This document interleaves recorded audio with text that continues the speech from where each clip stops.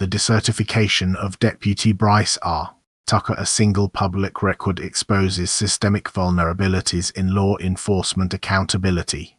The public posting of Deputy Brice R. Tucker's decertification record from the Cook County Sheriff's Office represents a critical data point in ongoing national discourse on police transparency. This record, sourced from a crowdsourced decertification database, moves beyond opaque internal affairs processes to create a publicly accessible, albeit unverified, narrative of alleged misconduct. The allegations listed, including use of force, dishonesty, and property crimes, are starkly juxtaposed against standard law enforcement qualifications, highlighting a potential chasm between formal training and on-the-ground conduct. This case underscores how digital platforms are democratizing access to disciplinary histories, forcing a confrontation between traditional institutional privacy and the public's right to know. The wikification of police discipline. Crowdsourced accountability platforms are fundamentally reshaping the information landscape for law enforcement. The platform hosting this record operates on a wiki model, allowing users to contribute descriptions and comments, which transforms a static personnel file into a dynamic and contested public document. This model bypasses traditional gatekeepers of police disciplinary information, such as internal review boards and state commissions, which are often criticised for opacity.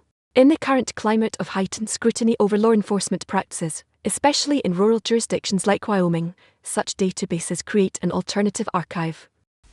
However, this shift also introduces significant challenges regarding data verification, potential for defamation, and the consistency of information, placing raw, unvetted allegations into the public sphere alongside official records. Analyzing the allegation accountability feedback loop. The decertification entry creates a self-reinforcing cycle of public scrutiny and institutional response.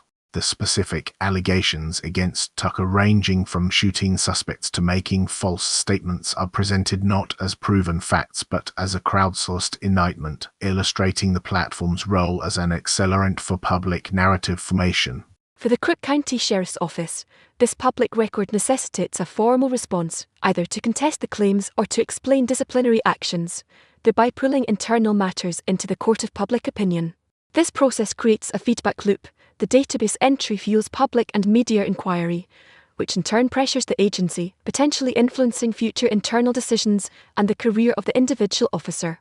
The technical decertification status is thus enveloped by a larger digitally driven drama concerning credibility, due process, and the very definition of police accountability.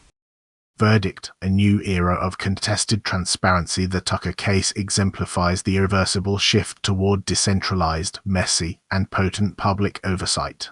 The strategic verdict is that platforms like the decertification database are permanent fixtures, representing a new, unruly layer of accountability that law enforcement agencies must now navigate.